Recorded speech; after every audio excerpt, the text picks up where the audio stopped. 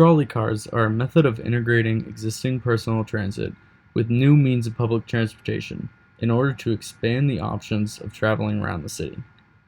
In DC, rather than limiting the car traffic by removing roads for train lines, trolley cars are integrated within the grid system to more subtly add another transit option. DC grids are linear and create long straightaways that are perfect for installing trolley lines at a lower cost with less turns and bends. Trolleys run through car lanes and wide roads, considering the public walking space in order to not disrupt walking routes and other means of transportation. This intervention in public transportation is not an aggressive change on people using cars to commute, but is a way to slowly change the way people could commute and travel around the city, without being too drastic to limit transportation means. What other slow changes can sway people to use public transportation more?